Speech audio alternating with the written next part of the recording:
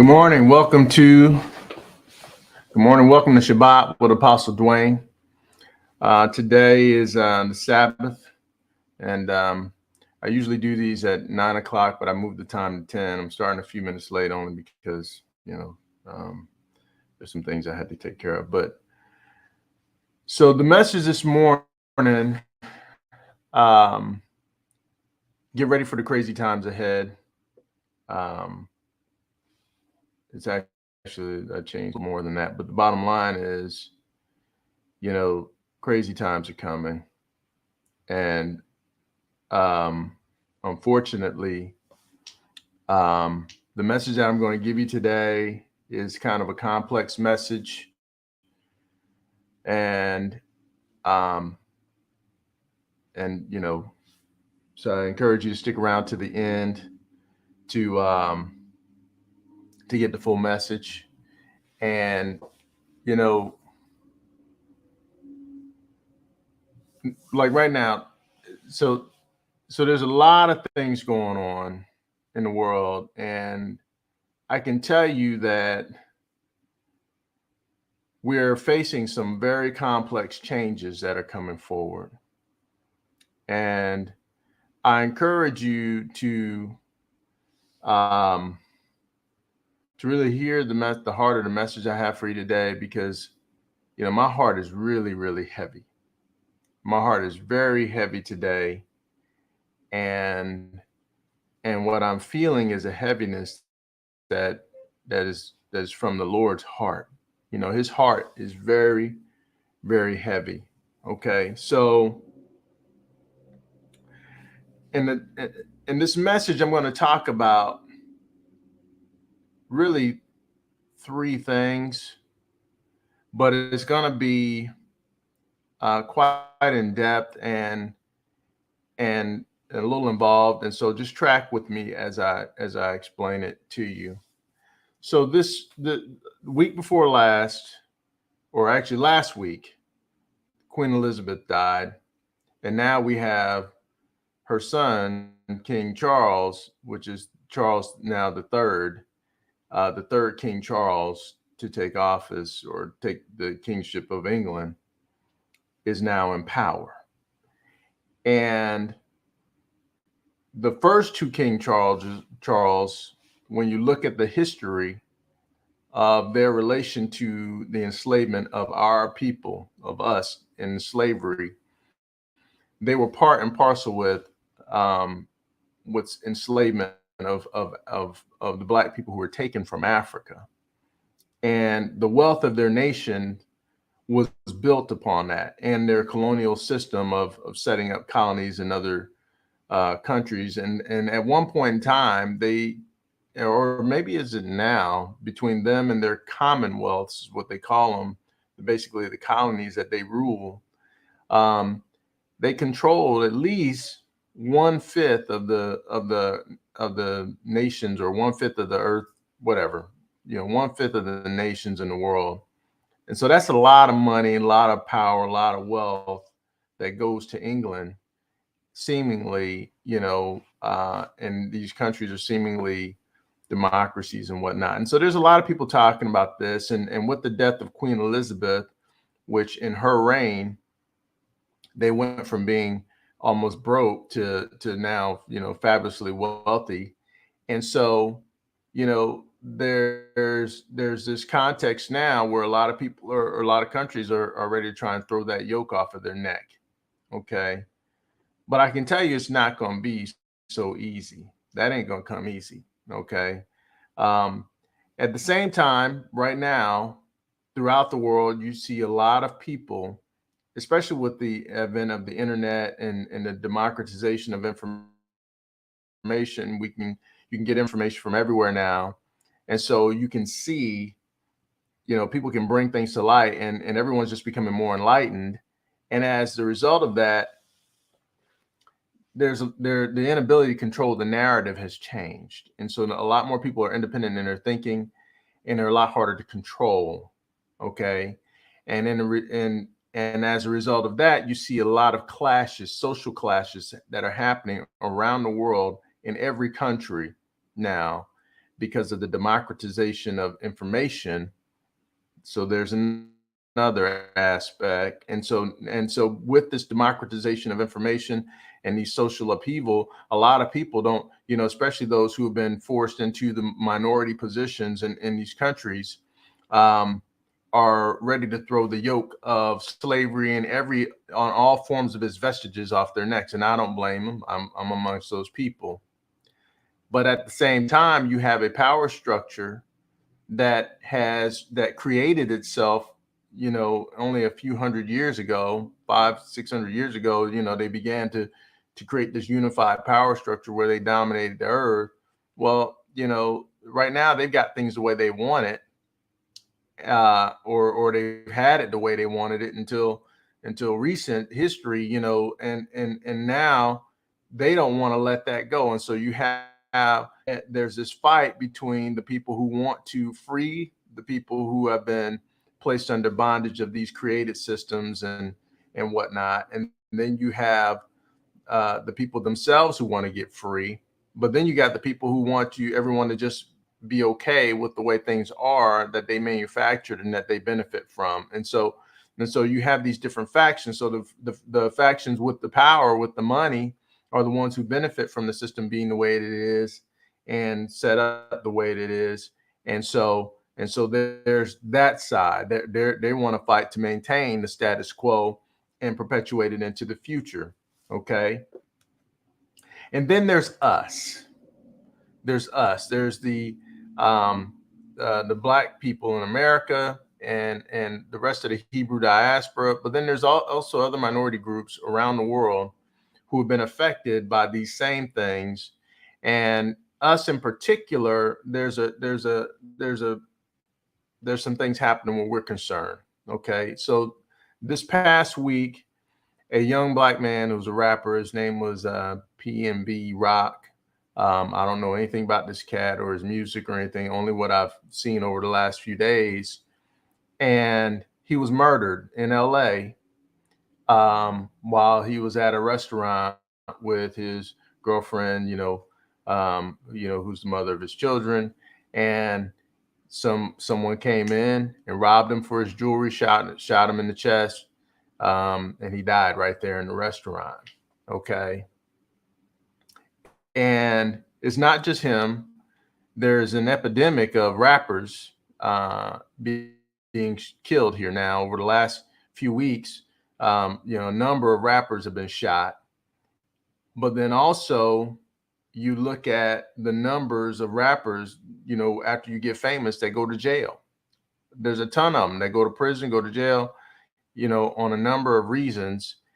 And it's common. It's common for people who probably didn't even have a criminal record to, once they become a famous rapper, going to jail. It's happened to a lot of them. Okay. And so, but the question is why? Okay. Why is all this stuff happening to these rappers? And what is the net effect? And is it predictable? Is it something that could have been avoided and whatnot? All right. Now, these things may seem like they're not connected, and in many regards they aren't. But in some regards, they absolutely are connected. And it's not just the fact that they're connected now, but what I'm going to talk to you about today is how these things are going to move forward into the crazy times that we're getting ready to go into. Okay.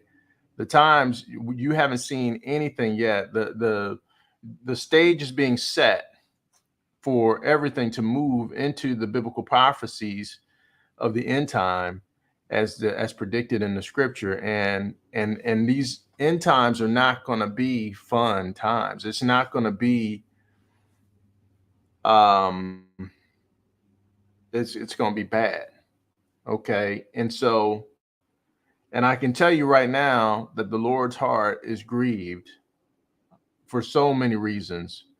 And so now that I've kind of laid the groundwork of all the things that I'm going to weave together and show you the connections on these things by the end of this message, So I'm just going to go ahead and go into it, but it's kind of complex, and it makes sense to me in my spirit and what I feel the Lord's telling me to say. So I'm just going to give you the information, and and and let the Lord speak to you. Okay. And so in the description I wrote, with the death of the Queen Elizabeth, rising violence, pent up frustrations, racial tensions, and potentially destabilizing political and socioeconomic developments,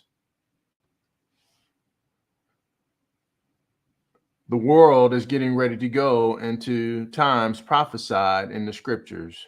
So what do you do? So what do you do? Okay. All right. So let me go ahead and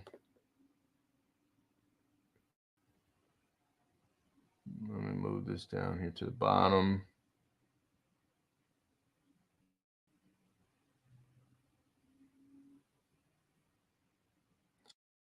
Okay, so you may be wondering, normally in my messages, I don't have a tie on. But today I felt the need to put on a black shirt and a black tie as if I'm going to a funeral. Okay. And um and, and the reason for that is that a lot of people um are going to die. A lot of people are dying. And this is a serious time. These are serious things that we're seeing. Death is all around us, and more is coming, quite a bit more. Okay. And unless you have the understanding to know what we're looking at and what we're facing, okay, you're going to be taken by surprise. All right. So I'm going to start here in Matthew chapter 24. And this is Jesus predicting the time of the end. Okay. And he sat upon the Mount of Olives. The disciples came unto him privately, saying, Tell us, when shall these things be?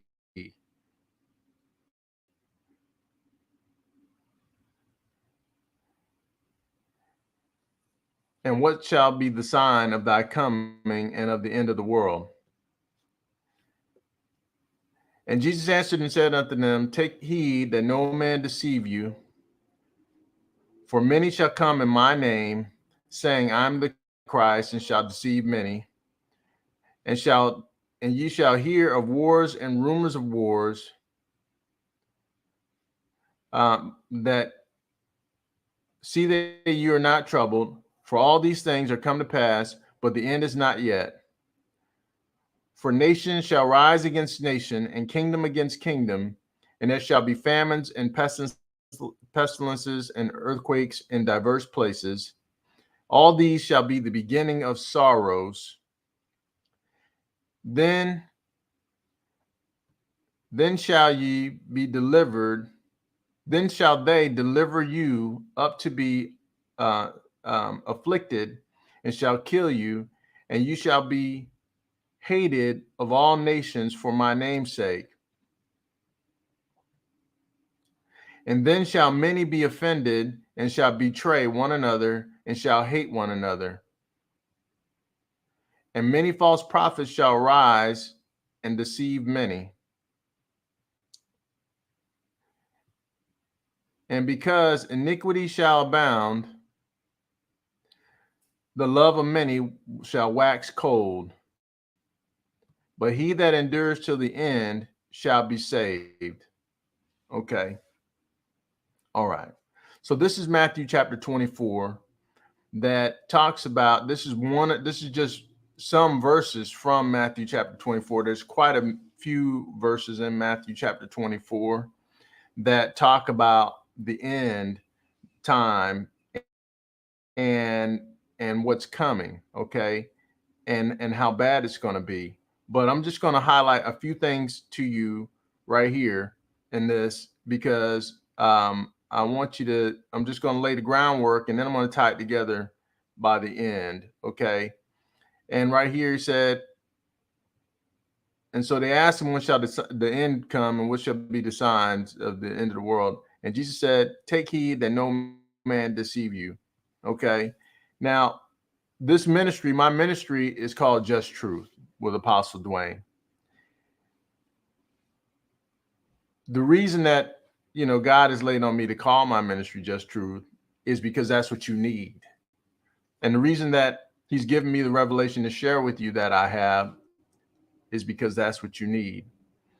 Now, I'm going to put in the description a couple links to three different video messages that I uploaded, two in 2016 and one in 2017. And all these messages were predictions of things that are coming. Actually, I'm going to put 4 in there. Okay. All of these messages were predictions of things that were coming, some of which have already been fulfilled, and all of them have been fulfilled in ways no one would expect, and they're coming to pass.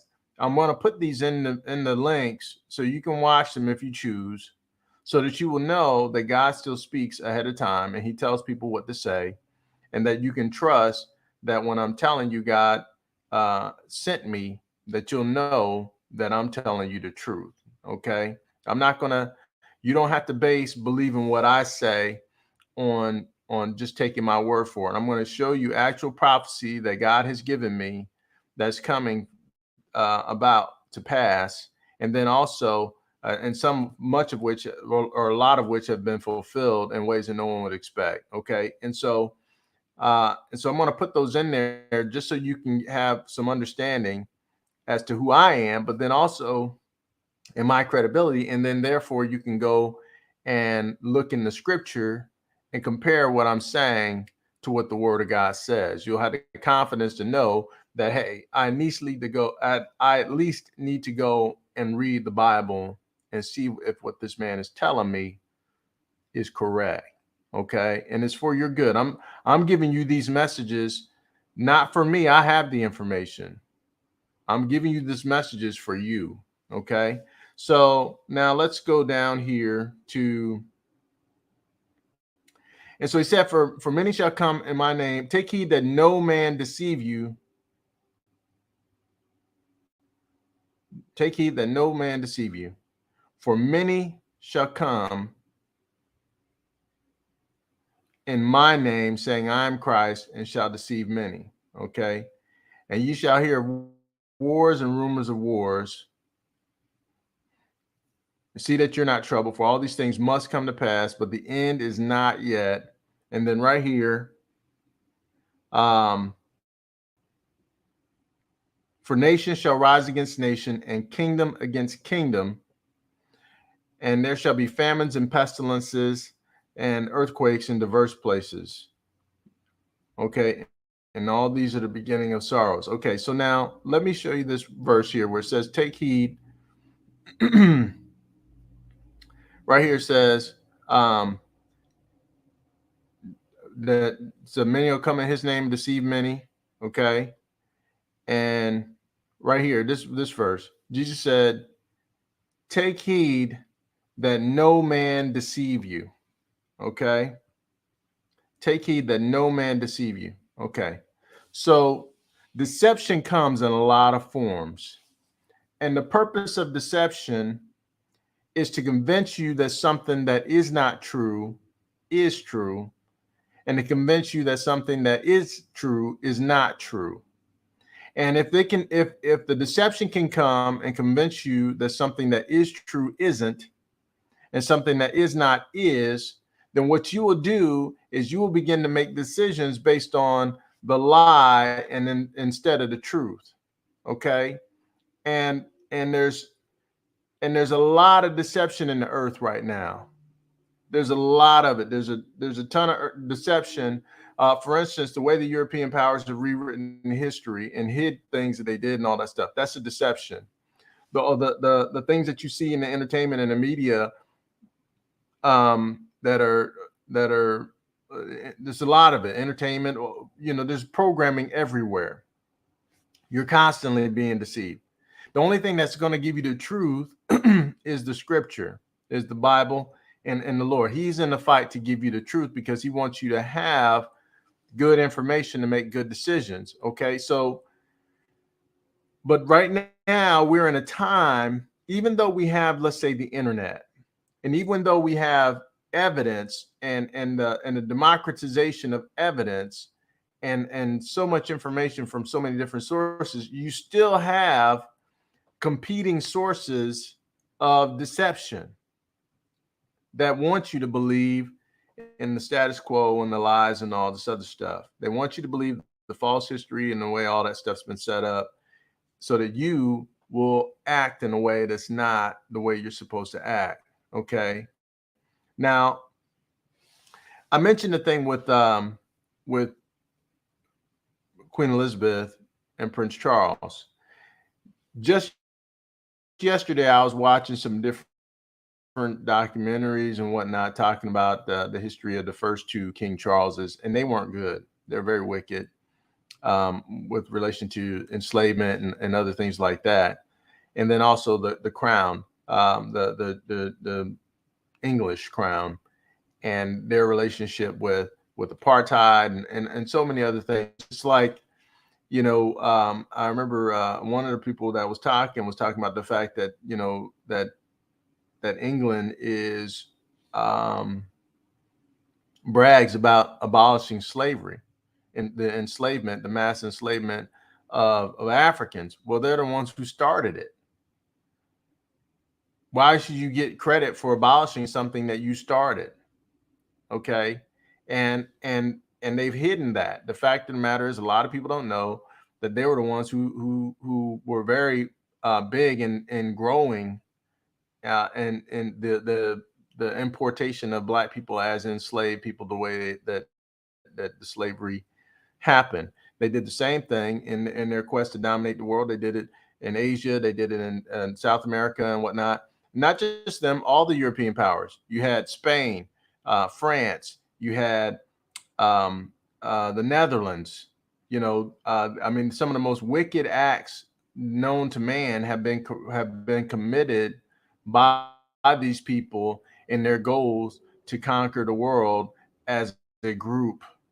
And then they will infight amongst themselves, but the main thing they're unified in is that they're on top and everyone else is on the bottom, and they'll rewrite history and do whatever they have to make to hide the facts and make it seem like they were magnanimous at times when they weren't, or that they weren't as dirty as they were. And it's kind of like when they talk about the rule of law and order and all this other stuff. So here you have lawless people who are guilty of gross genocides around the world, but then talk about the rule of law. It's let me build my kingdom as a thief and a crook. But once I build my kingdom, then I'm going to establish law, so everyone else has to operate according to law. But the fact that I stole it and got it through illicit means, we don't want to talk about that anymore now that I'm in charge. And that's what happens a lot of times is people talk about, who they are after they get the crown, but they don't want to talk about how they got it. Okay. And so there's a lot of wickedness happening, and there's just a destabilization that's happening right now on a geopolitical scale. Okay. And then you've got players rising, in the East. You got China, who's one of the oldest countries in the world, rising as a competitor, which is their right to do. You got, what's happening with Russia and whatnot. And so you got a lot of different factions in the world right now that are rising or competing for power or whatnot. And so there's a lot of political instability and that's happening. And so because everyone's not complicit, or everyone's not content to be second class or third class or third place. Everyone's competing to be first. And so you've got you've got some circumstances now where on a geopolitical scale, war is coming. And the Bible says it right here. And it says, for nation shall rise against nation and kingdom against kingdom. And there shall be famines, pestilence, earthquakes in diverse places. So here you're going to have war, nation rising against nation and kingdom against kingdom. But then you're also going to have natural occurrences that are going to start to mount up on an increasing level with famines and pestilences. If you want to see people go to war over something, get rid of the food. Let there not be any food. When there is no food, that is a primary reason that nations used to go to war in the old times, was to get food. Okay. And when God starts to turn up the heat on the whole world, and there's going to be shortages everywhere, you have to understand that war is coming on a geopolitical scale. All right. And so that's international, but then it's going to come down, like you see in this passage I just gave you. First it starts talking about the world, but then it breaks it down to you in your own little place, and your battles with deception. And so this is Jesus talking on multiple levels, right? All right, so now let me go. I'm going to transition into something else. I just covered that just to lay a little groundwork. Now let me show you this right here. And so this is a different section in Matthew. This is coming from Matthew chapter 7. And it says, ask and it shall be given, seek and shall find, knock and it shall be opened unto you. For everyone that seeketh, or for everyone that asketh, receiveth, and he that seeketh, findeth, and to him that knocketh, it shall be open. And so you know, if you're familiar with my ministry, you know, I talk about these three things, the ask, seek, knock thing, quite a bit, you know, and it's not just ask. It's when you got to have something, you have to demand it. Don't just ask. This is not just talking about you going to God. You know, this is you being active. These three commands, the ask, seek, knock, this is telling you to be active, be actively getting what you need, whether it's information, whether it's resources, whatever. You go ask for it, okay, and then go find it. You know, seek. If when you ask you don't get the answer, seek it out. Seek it out. Find it. Go get it. Okay. And then knock. Okay. If when you knock on the door, they don't let you in, at some point you got to kick the door down. Okay. This is you got to get the information that you need. You have to get what you need. So we ask God, we ask him, but then he says, get up and go about getting it, because that's the only way it's going to come. You know, I hear recently, the Lord's taking me through quite a number of things. And the one thing that I have seen is that these tactics that the world operates by, they don't wait for nothing. The world don't wait. You know, they go out and they go get it. But as believers, we have been tricked into not doing that. And here I've seen the Lord move on my behalf when I actually get up and go move to do things instead of waiting, instead of praying and waiting. Praying and waiting is not a tactic that God wants you to do unless he tells you to just wait. Unless he tells you don't do anything, stand still. But other than that, we pray and we submit our plans to God, and then you get up and you go move. It's just like when you read in the book of Nehemiah, it talks about when they went to build the wall, they had the trowel in one hand to lay mortar and whatnot, and their sword in the other hand, because there was opposition around them, and you know they need to see that the people were armed. You know, and as long as they could see the people were armed, people were able to build the wall without any trouble. So many times we think that if we disarm ourselves, everybody will be happy with you. And no, what you're doing is you're setting yourself up. Okay. God didn't tell you to not be armed. All right. Now, we can talk about that. There's, you know, some other things, you know, that keep it in perspective. But the bottom line is God didn't tell you to be nobody's fool. All right. So now, whenever the Bible shows you the same thing twice, that is what we call confirmation. That's, you're where the Lord confirms. He's doubling down. Verily, verily. That's truly, truly. When you hear a double or you see a double, you have to understand God is telling you twice because it's important, and He wants you to know. It's just like in the word, it says in the Bible, it says, let every word be established by 2 or 3 witnesses, or by 2 or 3 witnesses, let everything be established. So at least twice is saying that this is established. Right. So let me show you here. This is coming from Luke. Same quotes. And I say unto you, ask and it shall be given, seek and you shall find, knock and the door shall be open unto you. Okay. And then it says, for everyone that asketh receiveth, and he that seeketh findeth, and to him that knocketh it shall be open. Okay. Now keep in mind, in the context that it was said also, he was talking about in prayer and in our request, making our request known to God, because God's you're not going to ask him for a piece of bread and he's going to give you a rock. To a baby, they look the same, or they could, you break your teeth, but to an adult or someone who's used to eating food knows the difference between a rock and a loaf of bread. But or if he asks for a fish, he's not going to give you a snake. Okay. And so the point is that on one hand, we're asking God for provision, but then he still tells you to get up and go get it. Okay. So but now let me show you this. So it's confirmed. These two things are confirmed. He wants you to ask, he wants you to seek, he wants you to knock. What does he want you to ask for? He wants you to ask for wisdom, revelation, understanding, good information. You need good information to make good decisions. Okay? You need good information to make good decisions. All right? Okay. Now, and if once you do that, you can get up and go out and get what you need. Okay?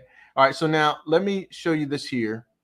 All right, so I'm going to transition into something else. And again, keep in mind, I know I'm kind of, this is kind of spread out, but by the time I get to the end, it's all going to make sense.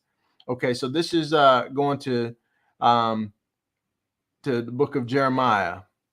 Now, I'm reading all of these quotes from the Geneva Bible. I have done a little bit of research, and I like the Geneva Bible better than the King James. The Geneva Bible is more pure in my estimation, based on what I have seen. And so I'll be using the Geneva Bible as my primary Bible in English from here on. Okay. Now, these are the words of the book that Jeremiah the prophet sent from Jerusalem unto the residue of the elders. Now, there's little brackets and things in here because I'm cutting and pasting these from Bible Gateway, and so just kind of doing this real quick. I didn't take those out, so try not to be distracted by those. All right, so let me go back here. All right. Save. Okay. So this is what it looks like without the little extra brackets in there. All right. So when you see them with the brackets, just understand it's just from when I copied it and whatnot. Okay. All right. So let me take this here. Okay. So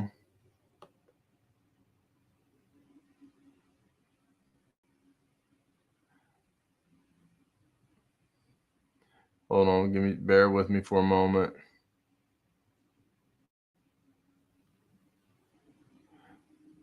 Moving a banner down.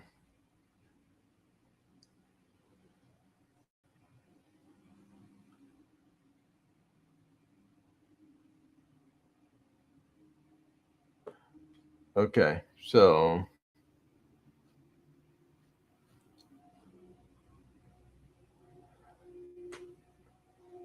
all right. So now these are the words of the book that Jeremiah the prophet sent from Jerusalem unto the elders, unto the residue of the elders, which were carried away to Jerusalem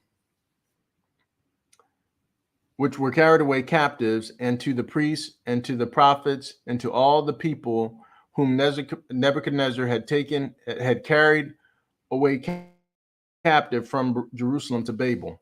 All right. So Nebuchadnezzar was the king of Babylon. And this is a letter that God told Jeremiah the prophet to write to the people that were carried away to Babylon. Now, when the king of Babylon first took the people, he took the best. He took the king, he took some princes, he took all the smart people. He basically took the people who could lead the country. He took the smartest and the brightest and the most connected. He just took them. He took all of them. He took the A-listers. Okay. And so right here, let me read it for you again. Now, these are the words of the book that Jeremiah the prophet sent from Jerusalem unto the residue of the elders, which were carried away captives, and to the priests, and to the prophets, and to all the people whom Nebuchadnezzar had carried away captive from Jerusalem to Babylon. After that, Jeconiah the king, and the queen, and the eunuchs, the princes of Judah, and of Jerusalem, and of the workmen and the cunning men were departed from Jerusalem. So this is after the king, the queen, the eunuchs, the princes of Judah and Jerusalem, and the business people, and the wise. Okay, this is after they had left to go to Babylon, or after they had been taken to Babylon. All right, and so he sent this message by the hand of Elasah, the son of Shaphanah, and Gemariah, the son of Hilkiah, whom Zedekiah sent unto Babel to Nebuchadnezzar, king of Babel, saying, Thus saith the Lord of hosts, the God of Israel, thus hath the Lord of hosts, the God of Israel, spoken unto all that are carried away captive, whom I have caused to be carried away captives from Jerusalem unto Babel, which is Babylon. Okay, so now in that verse right there, or actually, let me put the highlight back on it again. At the end of that verse, it says, whom I have caused to be carried away captive from Jerusalem to Babylon. First of all, the United States is spiritual Babylon. It's also spiritual Egypt in the time that we live in. For us, we have been sent here. Our ancestors were carried away captive to this place. And how did that happen? Right here. Right here. God caused it. The reason we are here is because this is where the Lord has sent us. Okay? All right? Period. Believe that. I'm telling you, as a man of God, I'm telling you, you have been sent here. Okay? And build your houses to dwell, and plant your gardens and eat the fruits of them.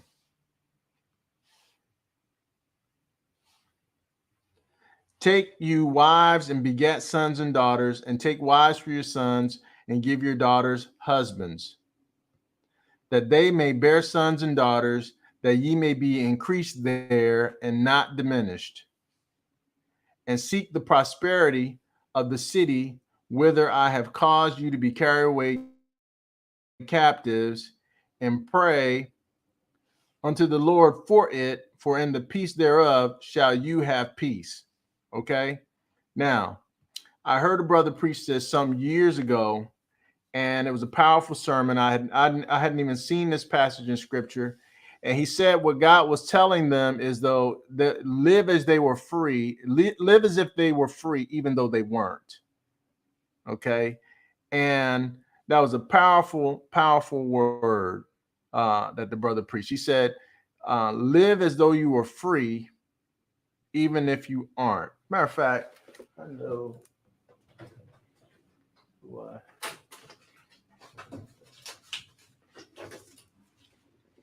This brother, that was a powerful word. And I always try to give credit where credit is due. And I don't know this man, but he's Pastor Jonathan McKnight. Someone gave me this, and powerful message, giving honor and credit to where it's due. Okay. And he said, live as though you're free, even if you aren't. And that right there is a message to us. We have been sent here by God. As a matter of fact, you hear me talk about this quite a bit, and there's just too much proof, is that we are the stock of the Hebrew people. Many of us are descendants of the Hebrew people. And you have to understand that where you end up and where you are, a good portion of that, or actually all of it, is up to the Lord. Now, when you go and you ask, seek, knock, like I said, when you go and what happens is God will interrupt and turn you, just like a ship is steered by the rudder. He's gonna do things to, as you go in one direction, he's gonna turn you in another until you end up where really the whole time you're gonna be exactly where you're supposed to be. You're moving. And no matter where you're at that point in time, that's where you were supposed to be at that point in time. You were going to be, let's just say that. But some of us end up in places that we shouldn't be, and some of us end up in places that we should. But whatever happened that's what was going on. And God he's under complete, he has it in check. Okay. So just understand, as you go and pursue the things that, if your heart is right and God is with you, he'll direct you. And even though you encounter some trouble or a setback or whatever, you're going to still be on his plan, and you'll end up where you were going to be anyway. Okay. Now, just so you understand though, some people are going to end up in a bad place because that's where they were going to be based on the choices and things that they made and God's plan for their life, or them being blessed or judged. You're going to end up where you're going to get to. But the bottom line is you want to make sure that you get the good and not the bad. And I'm going to show you right here in this verses, why this is important. Okay. And it says, so he said, so right here,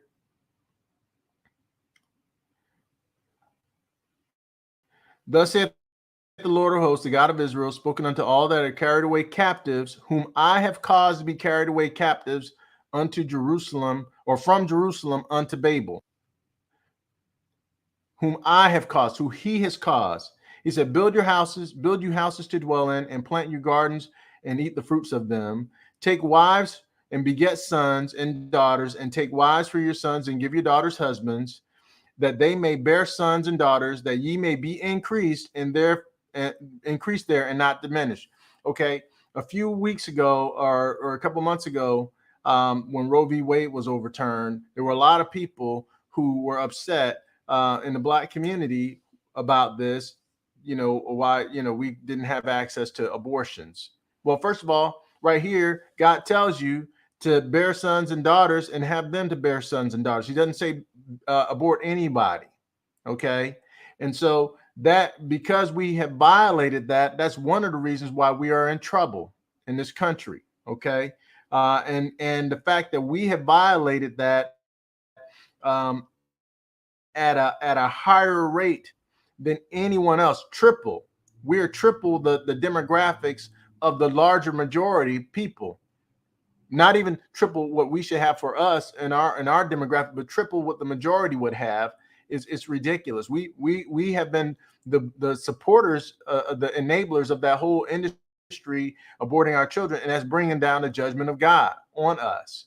Okay, and the fact of the matter is that with this limitation that the law put in place, since it was overturned by the Supreme Court, there's still a lot of people whose hearts aren't changed that are pursuing these things, going over state lines and other things to do it. And because their heart isn't changed, they're not hearing from God. God is not in favor of you doing that. You're going to get judged. We are being judged because we're violating the word of God right here. And it says, so first he says, take wives and he said, marry and be given in marriage and have kids. A big problem with us right now is that we're not marrying. Okay. And then the people are marrying the wrong people, you know, and I mean, it's so much hard-heartedness and wickedness and division in marriages because of the strife with feminism and other stuff. And so, and what people don't understand is you can't call a male chauvinist a chauvinist when a feminist is a feminine chauvinist. So it's chauvinism where you lift up one gender to be above the other is wrong on both sides. Okay, so you can't. Anybody who doesn't respect and appreciate women as a man has a problem. Anybody that doesn't respect and appreciate men as a woman has a problem. And all you're going to do is cause pain and hurt in your own life, let alone other people. Okay, but right here, so God told them to marry, be given in marriage, and then also have kids. And so we've been violating this. And this is only since the generations from the 60s. Up until then, they were, that was forced on us. And during the times of enslavement, where they were breaking up families as part of the system to support slavery. You have to understand the breaking up of families was a benefit, was a boon to the enslavers, and the fractionalization of you, because then you couldn't be strong in a family community. When you're in family, a family community is a strong unit when people understand it right and they operate in it right. And so it benefited the enslavement of us to stay in bondage, because when we were not unified in as a family, you couldn't be unified as a family. That made you weak. Okay, and so by the fraction that we have now, the fractionalization that we have in our relationships and in families is a big problem, and it leads to supporting us remaining in the circumstances we are. Now, this is just one little point, and I know I've got a lot to include. I only do this show for an hour, but I'm probably going to go over because I'm going to give you the revelation that God wants me to give you. It says right here, and seek the prosperity of the city whither I have caused you to be carried away captives, and pray unto the Lord for it, for in the peace thereof shall you have peace. Okay. Now, I mentioned earlier about the death of PNB Rock. Okay. It's not just him. There's been quite a few rappers that have been shot here recently. Okay. And some people are saying that it was related, some of these guys who are being shot is related to gangs. Others, because, like this guy, he was in South Central Los Angeles, where South Central Los Angeles is rife with gangs and gang activity. And the problem with that is that the gangs don't bring peace. They don't bring peace to the city. They don't bring peace. They don't build anything. They don't create anything. What they create is more gangs and more gang leaders and more dysfunction. Okay. Now, I don't have time to go to it right now, but when you go to Proverbs chapter 1, and I believe it's from verse 8, it says that, let's see here if I can bring it up. It says that if sinners entice you to go along with them, don't go along with them, because and don't throw your lot in with them. Okay. And that's very important, because it says that, they say, hey, let's go lay in wait for another man's blood. It says that they lay in wait for themselves. This is talking about gang activity, but it's not just, see, now a lot of people think that the gangs are just when you're talking about like the gangs, like illegal gangs and stuff like that. But there's other gangs too. The Crips and Bloods, that's one type of gang. But the police, the blue, back in the blue, that's a gang. They act like a gang, they operate like a gang, and they'll be judged those who are wrong, they'll be judged just like people who are in these types of things, because in favor of you manipulating your authority and the power of your office. Okay. And so, okay, so I'm going to bring this up here on my deal. I'm going to share another screen. Okay. Share screen. Chrome tab.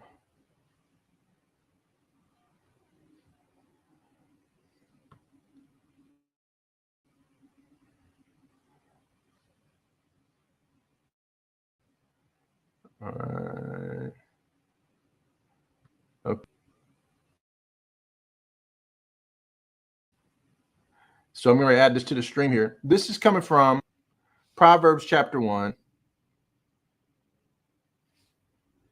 Come on, bring it up.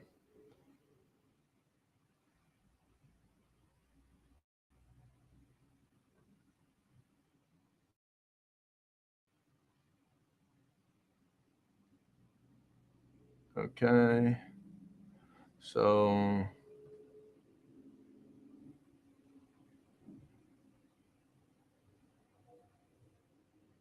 all right, it's taking a second for it to come up, but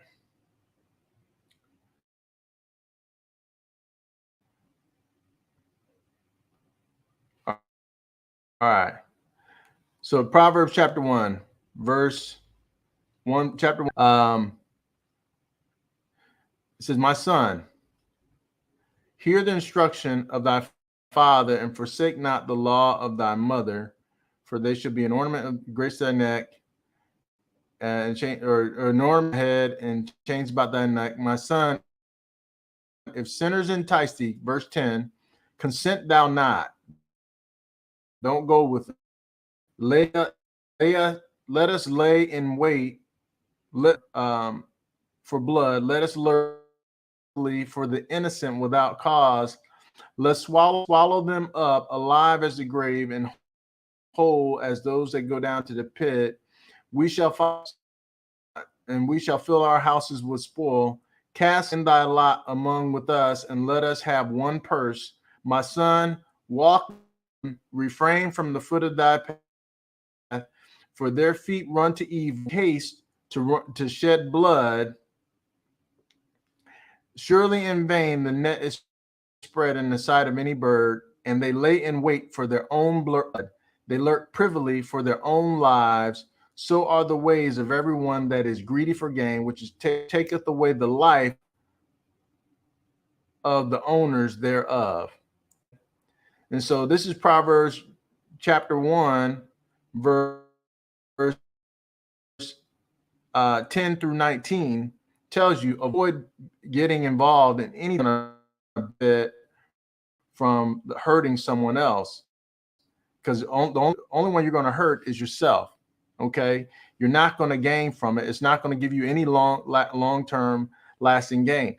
So you look at what happened with P&B Rock. So here, this young guy, he came up in that. Now, I don't think he was in. I don't know if he was in any gangs or anything, but just a little about his history. And I was watching some videos of him talking about himself. You know, he came up as a stick-up guy.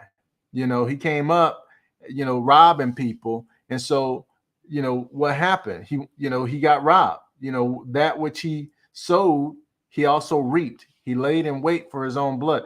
Now, am I jumping on, you know, say anything worse about the man? No, I don't know the guy, or I didn't know him. But this is a warning. This is a warning. A lot of the people right now, of our young people, when I started this message out, I was talking to you about the information and whatnot, and where you're getting information, what the programming is. Well, so many of these young people are listening to rappers. So many of these young people are listening and getting direction from rappers who are popularizing something, and they're young and they're full of power, and they're ignorant. They're growing up in these impoverished areas, and they're seeing the people who are heading up the dope game and stuff like that as having money and wealth and whatever prestige, and it's that stuff is fleeting. See, when you're young, when you're a young kid, 10, 20, 30, 40, $50,000 may seem like enough money to risk your life for, but it's not. I mean, these drug dealers, man, some of these dope guys, man, they're moving millions. And so even that, I mean, it seems like, enough money to risk your life. But when you look at the long-term cause and effect, what happens? What happens to a lot of the people who are doing dirt to get money? They die early and their family's left with nothing, or they end up going to prison and they lose everything. They lose time, they lose years that they can't get back. Okay. Meanwhile, every day you pass by somebody's business, you pass by a grocery store, you pass by a pawn shop, you pass by whatever, you pass by restaurants, you pass by legitimate businesses. The people, when you pay the electricity, the person who comes out turns the electricity on, or the electricians who wire up the houses, the plumbers who put in the plumbing or fix your plumbing, or the carpenters who build the houses that you live in, the people who building the cars, selling the cars, whatever. You're passing by thousands and thousands of businesses every single day where these people are actually building wealth. Real estate, you got to have some place to live. Someone's getting paid for you to either live where you're living, or to have built it and sold it to the people who are renting it to you, or you that bought it, or whatever. There's transactions happening everywhere all the time. You don't have to do any illegal dirt. And so here we are, we've got whole swaths of the country where we have these situations now where people are living in danger zones and impoverished situations, and it's danger on every side. Danger from the police, danger from each other, danger from poverty, danger from the systems that were put in place to keep people in those places, danger from over policing and prosecution, and there's so many things that we are facing. Even if you're a law-abiding citizen as a Black person in this country, you can still find yourself in a lot of trouble being innocent. There was recently, I just saw something on Roland Martin. They were talking about this cop. No, it wasn't Roland Martin. It was the Young Turks. They were talking about this cop who just got indicted. He was on the force for 35 years, framing people. He sent the young man to jail for 23 years because his mother wouldn't have an illicit sexual relationship that he was trying to pressure her into. Here this man used his badge to basically rape women for decades and went unchecked, and he kept getting promoted. You see, I mean, this happens all the time. This is the kind of things that we deal with in our communities, and on top of all the rest of the stuff, we got all this corruption from the government and the police and all these other things that we're dealing with that causes us to have trouble. We've got trouble on every side. Okay. All right. Now, let me go back here. Verse 7. And seek the prosperity of the city whither I have caused you to be carried away captives. Pray unto the Lord for it, for in the peace thereof you shall have peace. Okay? We have to get to where, regardless of what's going on around you, that you have to be the stabilizing effect in the city where you're at. Okay? Seek the peace of the city. Seek the peace of the city. Bring people together, and peace and unity is power. I promise you, there's a lot more power in peace than it is in war. War is a destabilizing a factor, and we are not in position to be going to war. We have so few in number. We don't have the attrition. I mean, we can't afford the attrition that other people can. They and not for us in this country. We can't allow ourselves to be killing off one another when we're already a numerical minority? It just doesn't make sense. But when you have young people that are not fully developed in their thinking, which is most of who is going into these gangs, they're getting little shorties, little kids when they're like, five, 6, 7, 8, 9, 10 years old, because their older brother or sisters or whatever was in it. And then you got to keep people growing up in gangs from their older siblings. But then you also got people who are growing up in gangs from their parents being in gangs. It might be second, third, fourth generation, and these types of things. And the reality is that nobody who's been in that into maturity, into a mature adult, thinks that that was a good use of their time, unless they're just addicted to the streets. Okay. But when you are praying for the peace of the city, that's the opposite. Okay. Now I know this may seem like a long message and like I'm rambling, but I promise you, I'm going to tie it together. And I know I'm all over the place here. It seems like I'm all over the place, but everything I'm telling you is connected. Okay. So right here, this is verse 8. For thus saith the Lord of hosts, the God of Israel, let not your prophets and your soothsayers that be among you deceive you, neither give your ear to dreams which you dream. For they prophesy a lie to you in my name. I have not sent them, saith the Lord.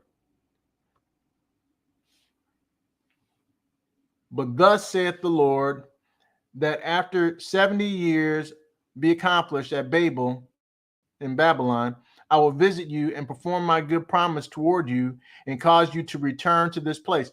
Okay, so now,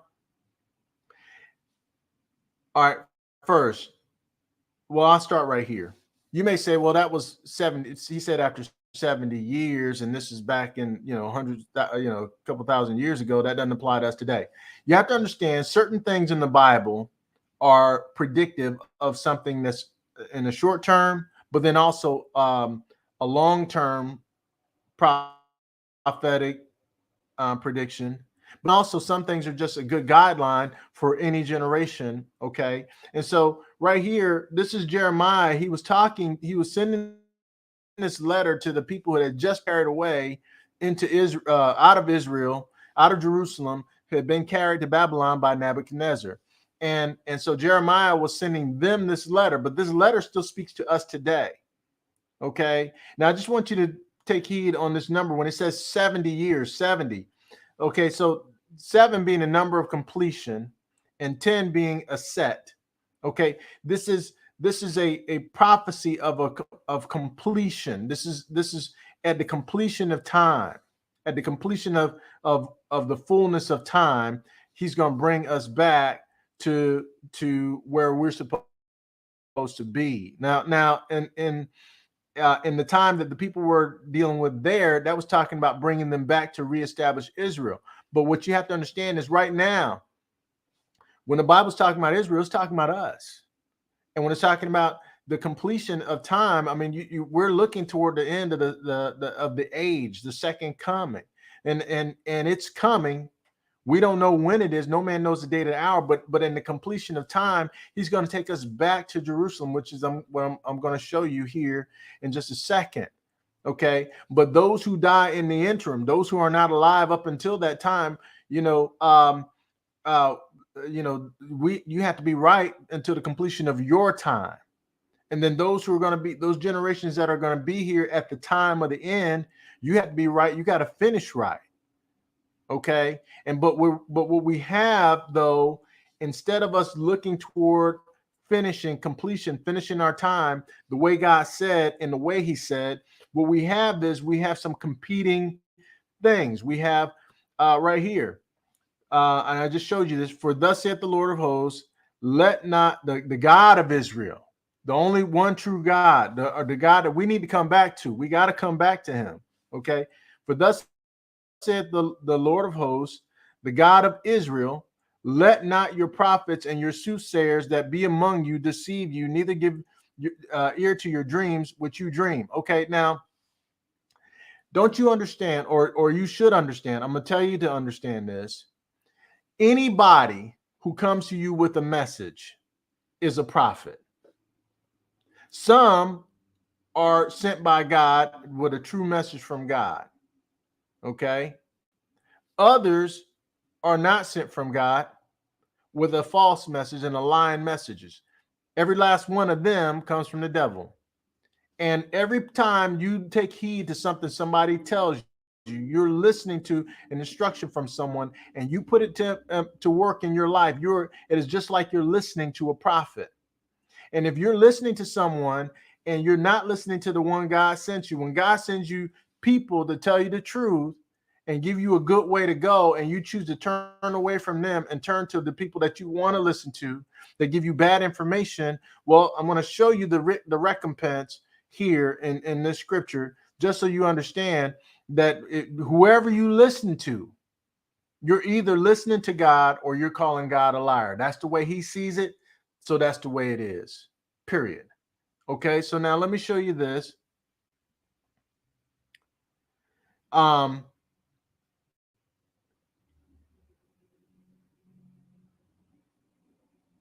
on, wrong one. Okay. All right, hold on. Here we go.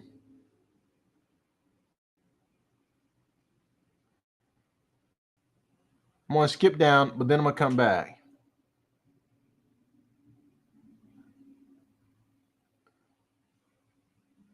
Right here. Because you have said, the Lord hath raised us up prophets in Babylon or Babel. Therefore, thus saith the Lord.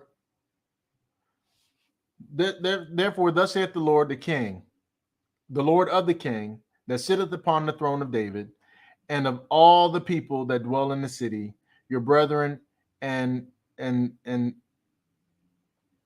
your brethren that are not gone forth with you into captivity. Even thus saith the Lord of hosts, behold, I will send upon them the sword, the famine, the pestilence, and make them like vile figs that cannot be eaten, that are naughty, that they are naughty. Okay. All right. So right here, because you have said to the Lord hath raised us up prophets in Babylon. Therefore, thus saith the Lord of the King that sitteth upon the throne of David, and of all the people that dwell in the city, in this city, and your brethren, and that are gone far away, and are not gone far away with you into captivity. He says, so because you've said that the Lord has raised up prophets for you in Babylon, therefore the Lord of the King that sitteth upon the throne of David, and of all the people that dwell in the city, the God of the people who were still in Israel, that have not gone into captivity, even thus saith the Lord of hosts, behold, I will send upon them, this is talking about those false prophets, I will send upon them sword and the famine and the pestilence, and make them like vile figs that cannot be eaten. They are so naughty. Okay, these false prophets. And he says, and I will persecute them with the sword, with the famine, and with pestilence, and I will make them a terror to all the kingdoms of the earth, and a curse and an astonishment and a hissing reproach among all the people, among all the nations, whither I've cast them, because they have not heard my words, saith the Lord, which I sent unto them by my servants the prophets, rising up and sending them, but you would not hear, saith the Lord. Hear ye therefore the word of the Lord. Hear ye therefore the word of the Lord, all ye of the captivity, whom I have sent from Jerusalem to Babylon. Okay. All right. So here's the thing. Every person that is prophesying and saying things the opposite of what God will tell you, because this is about Israel. It's all, everything is all about Israel. It's all about us. Period. Okay. Both the lying prophet who is telling you things to do and those who are doing what they say shall all inherit that. They'll all have trouble. They'll all have death and sickness and everything like that. Who are these lying prophets? Right now, in the media, in our community, you have these rappers. What's happening with these, a lot of these rappers, is they are getting the benefit of what they said. Their mouth, they have sown the seed with their mouths. What they're rapping about, all the stuff that these cats are talking about in these raps, is coming back on them, sticking people up, jacking people, going to jail. Whatever they say is what's happening. The reason that they're experiencing that is, one, because they're saying it to get money, and they're saying it knowing that it's influencing young minds that God cares about, knowing that it's influencing Israel, who God cares about. They are knowingly contaminating the people that God is trying to send people to talk to. And so they're preaching a different message, and they know that made agreements and things that are not holy, and they're leading people into bad things, and they're corrupting Israel, and that's why they're paying the price. But it's not just them. All the false prophets, everybody who is in entertainment or whatever else, who are leading the people of God away from the things that God is sending ministers to tell them, they're going to get judged. Okay? And not just them, the people that are doing what they say. The people who choose to turn away from the men and women of God that God is sending to get right and be right with God, they're ignoring those people. And so they're going to get the benefit of what they did. They're going to get the judgment for what they did. And it's happening. It's happening right now. We have so many people in this country, Black Americans, who used to be, as a demographic, the strongest demographic serving the Lord, which we probably still are, but we have a huge portion of our number that is being judged because we won't be right with God. We're turning away from God at a rapid pace, and it's only going to get worse. The judgment is only going to get worse. You think we haven't had it bad enough? It's going to get worse. Okay, so now I skipped some verses only just to show you right there. God told us to, wherever he sends you, build, plant, live, marry, be given in marriage, have kids, get them married so they can establish the generations and move forward. Okay, seek the peace of the city. That is our responsibility. It doesn't matter how bad the government is and everything else is. If we're right, God will fight on our side, which he has done. That's how we got delivered from slavery. Okay. And they enslaved the whole world. Okay. And they still have it under the thumb. So now, and that part is, I'm getting ready to come back to as well. But let me finish laying this point here, just so you know where, as you can see how all these things are tied together. All right. So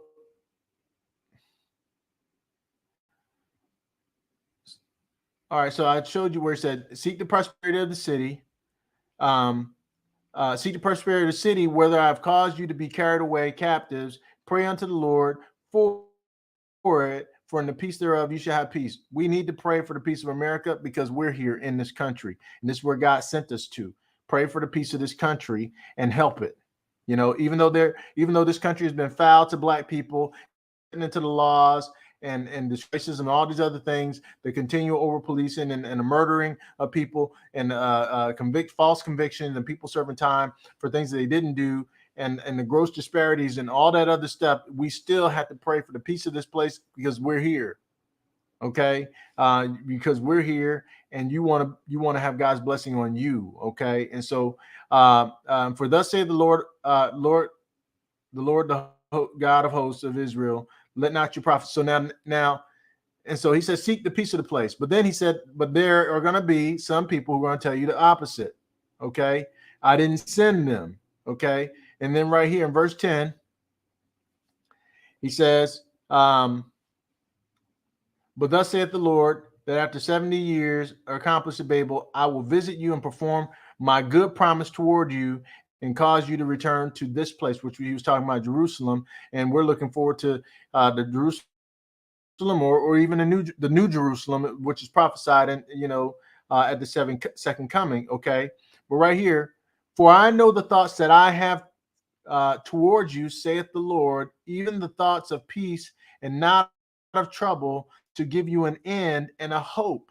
Okay. Another translation says, for I know the thoughts towards you, saith the Lord, to bless you and not to harm you, to give you a hope and a future.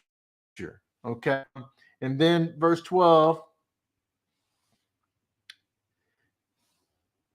then you shall cry unto me. Then you shall cry unto me, and you shall pray unto me, and I will hear you. And I will hear you, and ye shall seek me and find me, because ye shall seek me with all your heart. And I will be found by you, saith the Lord of hosts, and will turn away your captivity, and I will gather you from all the nations and all the places whither I have cast you, saith the Lord, and will bring you again unto the place whence I caused you to be carried away captive. Okay. All right.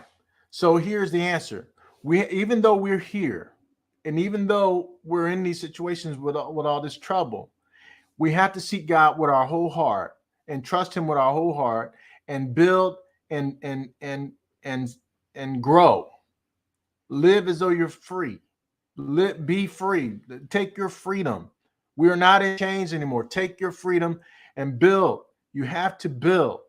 Okay. Now, when I started out this thing, I was telling you about the tough times that are coming. Okay. So now I'm going to tie it all together. All right. With the death of Queen Elizabeth, rising violence, pent-up frustrations, racial tensions, and potentially destabilizing political and socioeconomic developments, the world is getting ready to go into times prophesied in the scripture. So what do you do? Okay. What we have to do is we have to repent. We have to get right with God. We have to turn away from all this wickedness and all this violence and all the unfruitful things. Turn away from it. It's not going to help you. It's not going to help you, bro. Young lady, it's not going to help you. It ain't going to help you. I'm telling you the truth. Okay? We have to pursue the good things. If something bad happens and as a result of someone else doing something, that's them. Let that be on them. But for you, your life is the most important thing you have. Your soul is the most important thing you have. Don't abdicate, which means give over the responsibility of what to decide to do with your life and your soul. Don't give that to anybody. That's yours alone. You have free will. Choose good. Build. Marry. Be given in marriage. Have kids. Start a business. Plant vineyards. When he says plant vineyards, that means start businesses. We have to start to build, and we have to start to multiply, and we have to start to encourage one another and help one another. But if you don't have anything, how are you going to help someone else? You got to help yourself first. It's not going to help you to be involved in dirt. It's not. All that's going to happen is you're going to set yourself up to be judged by God. And a lot of these false prophets, in these different industries, you're seeing what's happening. They're being judged right now. They're being judged. Young brother, young sister. I don't care how much you want to rap. Okay. I don't care how much you think that you can get from that. Look at what's happening to a lot of these people who are in that industry. That's just a new form of the drug game. Now, you got a lot of people who start out trying to rap and or entertain us and whatever, and ending up, in jail still. That environment is caustic. It's deadly. Don't think that you're the one, that you're the only, well, that's everybody else. That's what a young person thinks. That's what someone who doesn't have wisdom thinks. That's what someone who hasn't lost anything yet thinks. But then you got a lot of people who are growing up in hell, growing up in these impoverished neighborhoods, or in situations where it's just bad. There's a lot of people that's normal for them. Most of these people rapping are from the suburbs, but you got a lot of people who this stuff that you're rapping about is what they live, man. And they don't want you to be disrespecting what they go through. And this whole thing with the gangs and all this stuff, man, we got to get away from that. That is not helping us. It's not helping us. It's not helping your family. It's not helping your community. It's just not. It's benefiting everyone else. It really is, man. I mean, when you look at the 13th Amendment alone, the 13th Amendment abolishes slavery in all cases except the convicted felon. So if you're a convicted felon, you're a slave, man. If you're in jail right now, you're on a plantation. That's why they pay you a couple cents an hour, and then you get a check for $1,300 or something like that after you've spent 10 years. You tell me that's not slave wages? You know how much money they make for you being in that place? It's a huge business. Think about the concrete, the steel, and all the other stuff. The guards, the water, the food. That's none of that stuff supplied for free. Somebody pays for every bit of it, and they pay top dollar. The government and pays a lot of money to these places to put you there. That's an industry. You supplied a job for someone. You're a job creator. If you're in prison right now, you're a job creator. You created a job for a guard. You created a job for the construction company that built the prison, and the technicians that come and maintain that place. We got to get out of this flawed thinking, man. Why did someone birth you? Why did someone birth you and carry you 9 months and change your diaper and put clothes on you and invest in you for years for you to turn out to be a crook, a thug, a thief? Is that the best thing that you could have done? Why couldn't you been another Dr. King? Why don't we have millions of Dr. Kings in our community? We got to start thinking like that. Why don't we have millions of Malcolm X's and people who are at least, care about the community growing? This young generation of cats trying to be thugs. It's stupid. It's stupid. It's stupidity.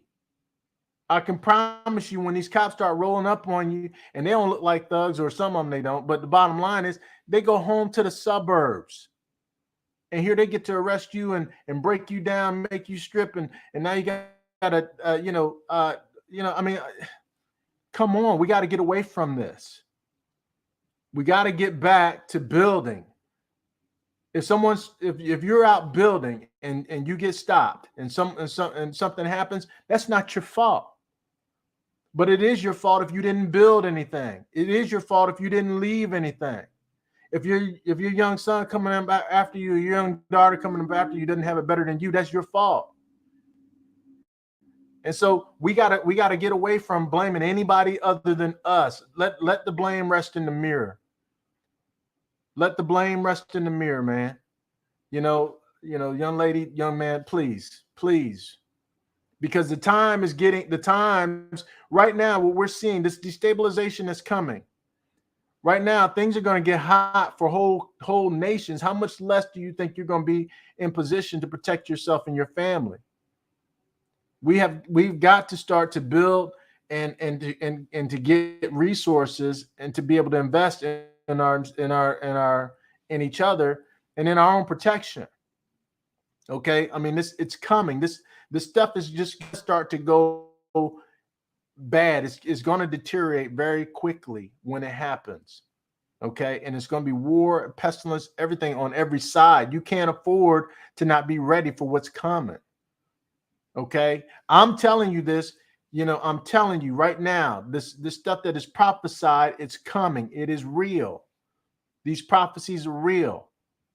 Don't just take what I'm saying and disagree, or don't even research it. I'm telling you, these times are getting worse and worse and worse. It's rapidly changing. Hear the word of the Lord. You have to build. You have to build. Let us turn away from all these things, robbing people. That doesn't need to be part of who we are. Robbing people, killing someone for being on the wrong side of town, or being part of a different set, or what they're wearing, or what they have on their wrist or on their neck. That's not worth killing anybody for. You're going to go before God and be judged. God is not playing, man. I mean, and so many people, I don't care how hard you think you are, you cannot stand in the face of the true and living God. You're just not that hard. I don't care who you are. You're not that hard. You are not. I don't care if you can beat a whole army by yourself like Samson with a jawbone. I don't care how hard you think you are versus people. When you go before God, you will be destroyed. Your whole life is hanging in the balance. In our community, we have got to get back to serving God, believing in God, and giving him our whole everything. That is our only option. That is our only chance. That is the only thing that's going to help you, especially when things go bad. When things go bad, when all this stuff starts moving into the prophesied time at the end, when you got wars, pestilence, famine, and stuff, when it's everywhere all the time, nobody's going to care about you and your circumstances. They're going to be even worse. I can promise you that these cats, they're so lazy they had to enslave people. I can promise you they'll want to try and do that again. It's coming. It's coming. It's coming. It's going to be wicked. It's going to be bad. Okay? And this stuff is all together. This stuff is all together. I'm telling you, right now there's some geopolitical international stuff that's on the forefront of happening.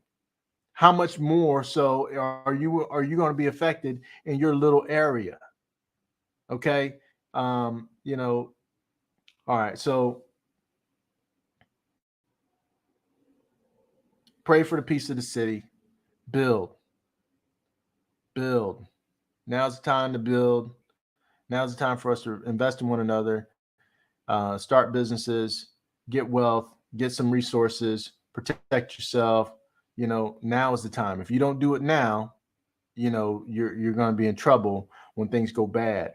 Okay. I'm telling you, this stuff is serious.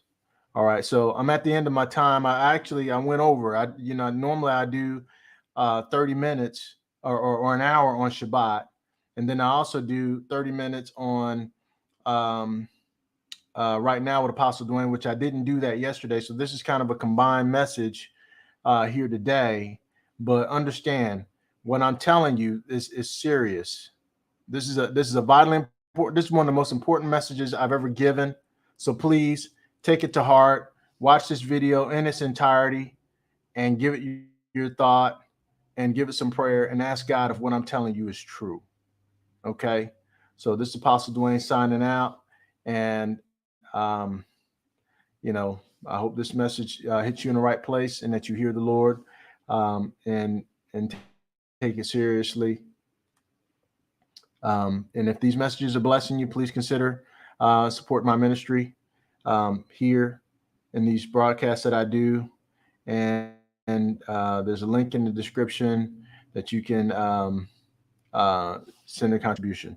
Okay, this is Apostle Dwayne signing out, and I'll see you again on Monday for Just Truth with Apostle Dwayne.